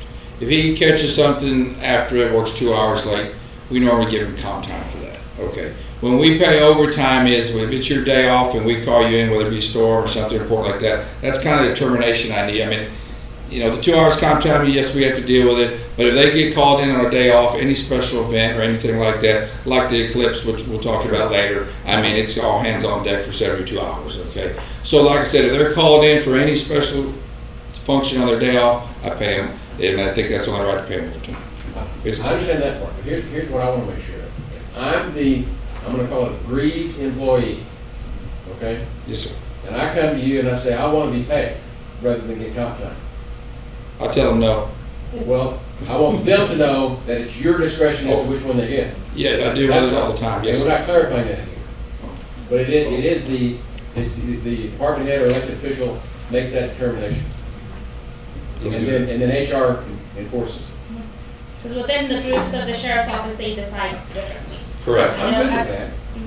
But I want to make sure that employee knows, when he comes and asks you, if you say no, the answer's no. I think what I was putting. And I don't have to deal with it. I haven't had one yet in 3 years, but yes. Maybe we just need to add depending on the, or up to this discretion of the elected official, which is really only for the sheriff's office, not for Okay. other.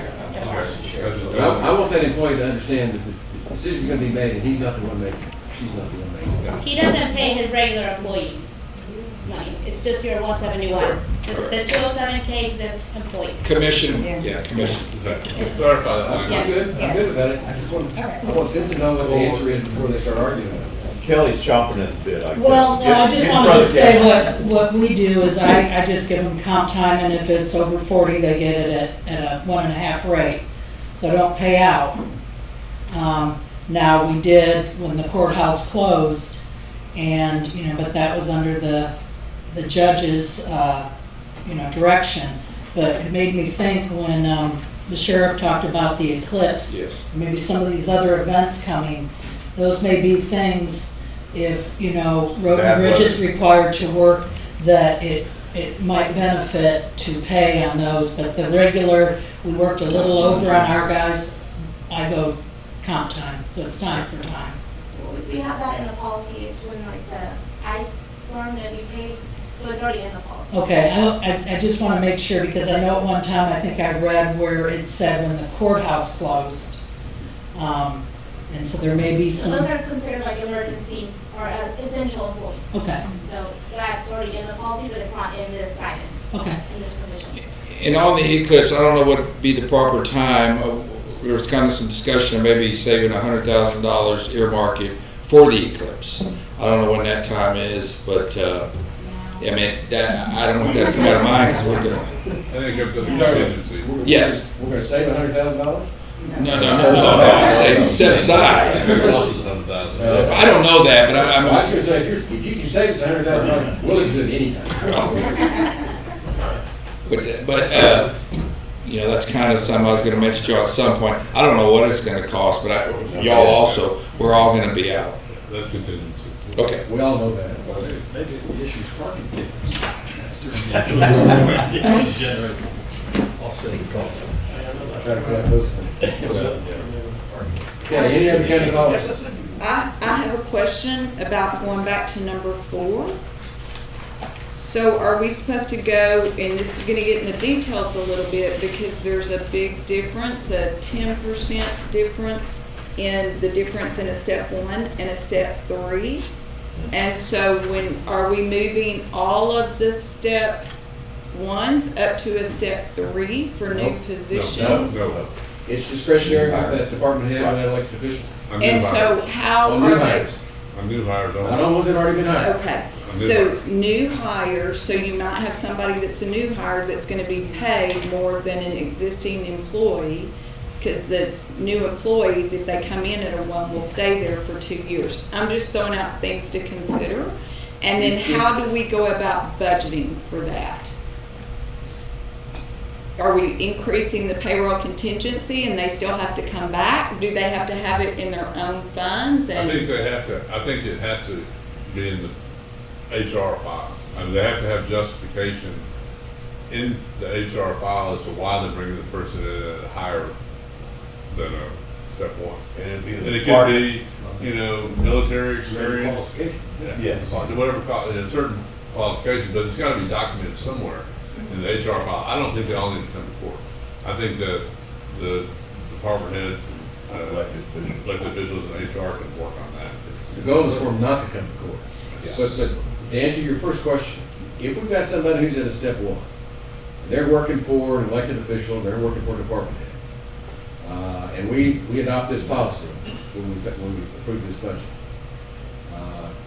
If their supervisor, if their elected official wants to move them from a 1 to a 3, that's when we'd have to deal with it, right?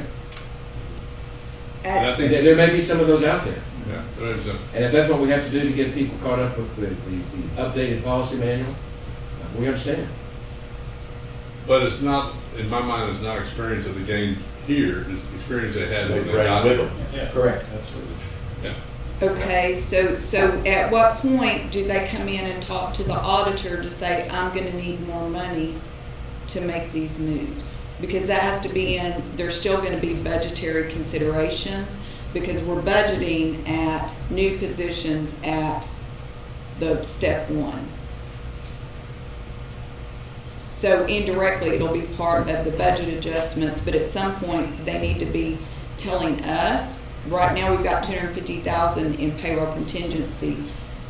I don't think it'd be enough. I may be wrong. I would say that it would be how many employees, I mean, HR could look back and see how many employees we have that are at step 1 or 2. And give us a rough idea how many that are maybe at risk, and then get some idea anyway. Okay. I see it happening. I don't think, I don't think, But it will happen. yeah. Well, but I'm still in favor of giving the discretion to the department head. I agree. When you're finding experienced people and bringing them in and not have to punish them by saying you gotta start at step 1. But I think your point is, we probably need to increase contingency. I agree.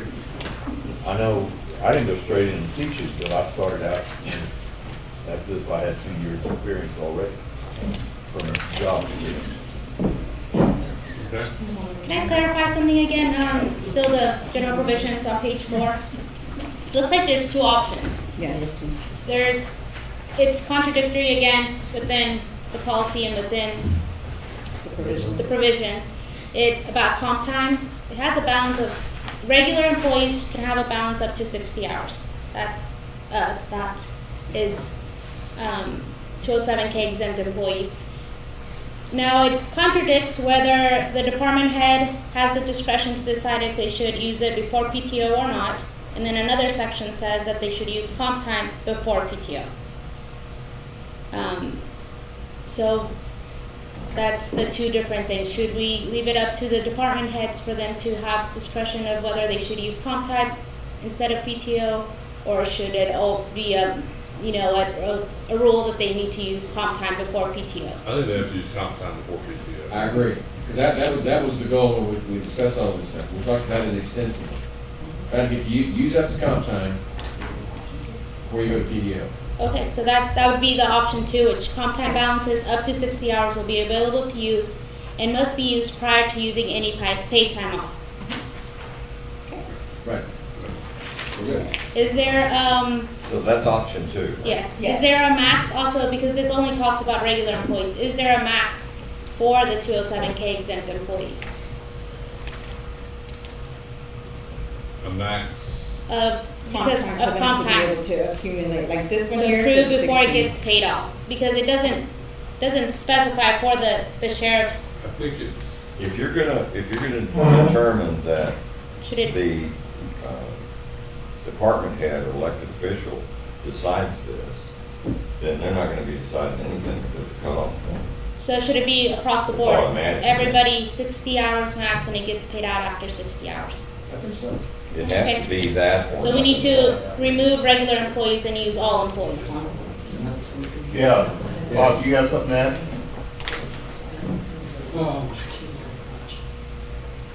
During election time, my employees Yeah, I know. will go way over 60 hours before the election even happens. But they may have anticipated, I have one out on FMLA right now who had built up because of elections, a large amount of time to use for FMLA from the comp time. We'd had to pay her out beforehand. It was gonna cost more than spreading it out over a normal time. The 60 hours, and I can only speak for my office, is a little short. I mean, I've got bookkeepers that, y'all have seen them have to come in just in order to count the money. Well, that sounds like what the sheriff's told us many times. So. Well, I'm not near trying to equate my office with But the sheriff's. It's just a matter of how much time Right. is owed to the employee and how they get compensated for it. That's all, that's the only comparison. And like- I think the original issue was when we started getting a limit on comp time, especially rollover comp time, was I think it's when you have an employee that accumulates a large amount and then quits. And then you're having to pay out several hundred hours of comp time if you're not making them burn it efficiently. I agree. I mean, my guys, we can roll 60 hours quickly. And especially if we get into a major event in September and they're already carrying 40 or 50 hours on the books, next thing you know, they're rolling 30 hours of comp time, and then you're automatically paying out over 60. I would kind of agree with Bob that 60 can be a difficult number, especially with our people. Now, as a supervisor, I do that. They have to burn comp time first. And if I see they have comp time on the books and they're burning PTO, I switch it over. I make sure they know they have to burn all their comp time. Because I know with the issue we had last year, we ended up paying out quite a bit of comp time last year because we didn't have the rollover option should we last year. Should we increase increase it? it to 90 hours? What y'all suggest? Federal rule for the 207 is 480 hours can be put into comp time. You know, you're still gonna look at having to do it, but it takes care of your issue indirectly. So I don't know if you have different But if that person That's quits, they won't 480 finish. annually? Yeah. You're Is that gonna an pay them annual one way or number? another. The issue is, we gotta manage it. If somebody runs their comp time up for whatever reasons and then decide they wanna resign their position, then the county will be liable if they have to. If they have a couple hundred hours on the books of comp time, because there's not a maximum amount of management, like, I'd hate to see 400 hours on the books on somebody that's worked for the county for a long time. Or what they're gonna do is they're gonna try to start padding their comp time up to the point where they're getting close to retirement, because they're gonna want an additional payout above their 160. So, if they have 160 of PTO on the book, so it needs to be limited, but I think 60 is Well, kind of difficult. is 90 a good number? 90 is more manageable, Well, or whatever equivalent to. I'm looking more at HR. Is 60 an arbitrary number that we just picked out of the air? I think so. Because for regular employees, per the DOL, it's 240. It's 240. What's the 480 number again? It's for the 207K 207K. exempt Law law enforcement. enforcement. For law enforcement Law enforcement. only. And that's 480 hours per annum, per Accrued. quarter, or Accrued. A year. A year. annually? And so that's when you have to start paying out. Yes. We can roll over up to a maximum amount, but above a certain amount, you have to start paying out. So that's legally binding, Mhm. that part. So that one you can't mess with. So on this other one, we can go to 90 if we want to, we can go to 73 if we want to. Okay. But I think we can set it for anything lower because you're still paying them out. Is that correct, Rosa? Like you could set, even though it's 480 as the federal law, you could say it was whatever number the sheriff's office would want. Well, I'm saying the 60 came in, it was an arbitrary number because at one point we were having huge comp time pay that we had to pay out several times we were carrying it for. So my recollection is that was an arbitrary number. If we need to go to 90, I don't think it's a difference. It's really only a couple of departments that it's really impact. I believe it's an arbitrary number also.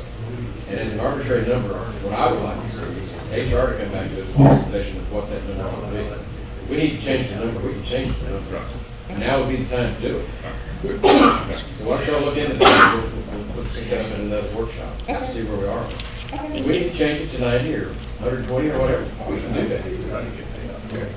Can we, Look at it next Monday. next one? And then ultimately, the main advantage for the county is what? Not having, it's just not, Not have to assume it later. and not having to build up, they have to use it. Yeah, the department heads can manage it better. Judge, That help? I know you gotta go. no, but you mentioned other things, and while we were talking, I guess Kendall County's in a budget workshop. And I got some, email or text from the commissioner. They're putting in a flood warning system, I think we're aware of, on Cypress Creek, which goes all the way to Kerrville. About probably a third of the way from Kerrville to the county line, they're putting a flood monitor gauge, and they would like us to pay half of the annual cost, which is $4,750. $4,750. I think they can come out of flood control, which is a dedicated fund. We're wanting to vote, maybe We need to start lower doing that that. anyway. That's something that we kick down the road. Yeah, I mean, we're getting a gift. Kendall County's putting it in on our main, or one of our largest tributaries to the Guadalupe. So I think it's money well spent to agree to spend $4,750 to them. And most of the time, whenever we do these deals, Kendall County, they never send us a bill, so we don't pay it. But that's the plus. But anyway, The last thing I'm just checking out here is overall budget planning. Is there anything else we need to be talking about? I just want to go over the timeline, just so everyone is aware. For the budget, we still have 3 budget workshops. That's July 17th on Monday at 9 a.m., July 31st, that's at 2 p.m., and if necessary, August 16th. And then just in general, July 17th, again, the 9 a.m. workshop with departments. July 31st, budget workshop at 2 p.m. to finalize proposed budget and discuss tax rate and tentatively approve proposed budget. What day is it? That, July 31st. I have August 10th.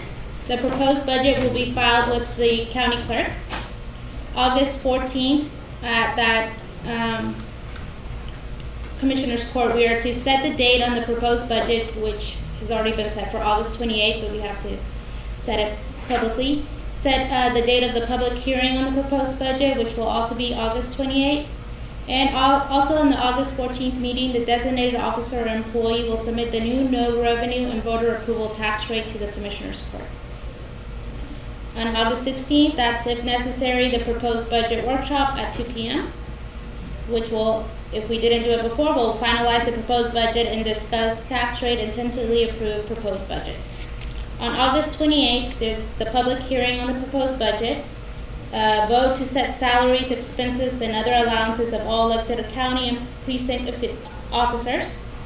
On August 28th as well, adoption of budget during the Commissioners Court and the set proposed tax rate and date of proposed tax rate hearing, which will be on September 11th. September 11th, we have the public hearing on the proposed tax rate and the adoption of the tax rate during the Commissioners Court. A lot of dates. What time on the 11th? We got that sheet. It doesn't have a time, it's a regular Commissioners Court date. We've all got the sheet, but thank you for reminding us. Yes. We know we got to do some time. And on the 17th, can we go over the ARPA funds and what we can and can't use that money for? So we kind of really narrowed down to a, I want to make sure I get. So that's Monday, I want to get the Commissioner shovels. Ross? You want to go over the ARPA? Schedule for that.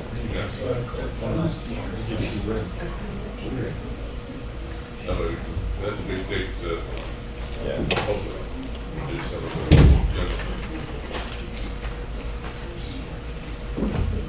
Okay, Hilda, Ms. Shelton, we're going to talk about the ARPA funds on the 17th.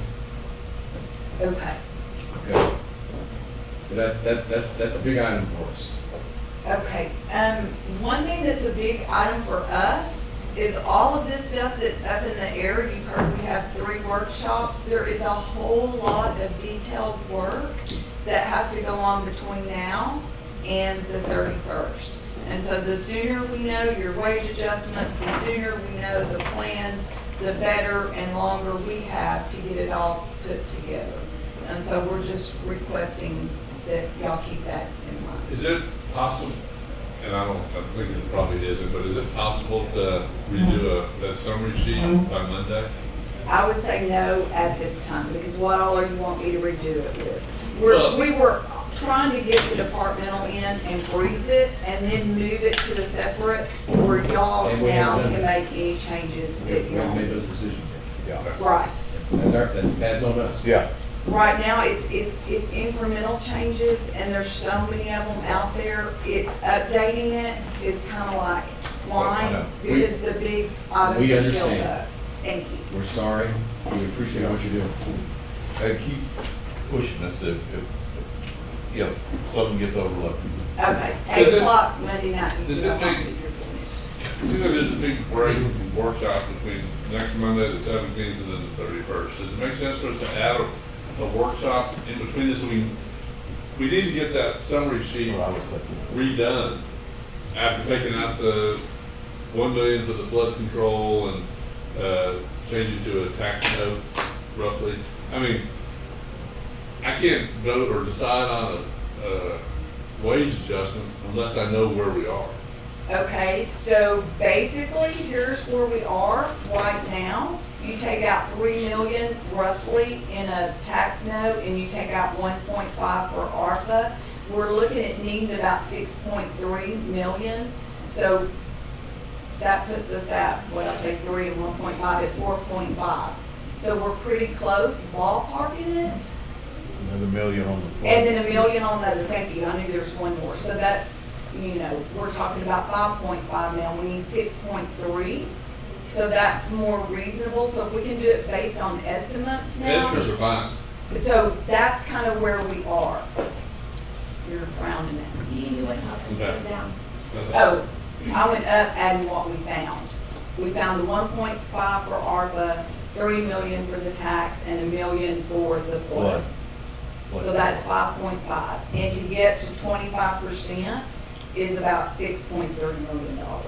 That's what I was trying to figure out what 6 was. Yeah. Yeah. You need 6.3. Yeah, 6.3 million would, Got it. in decrease in Got it. expenditures or finding revenues, will get us to the 25% fund balance, which has always been our goal.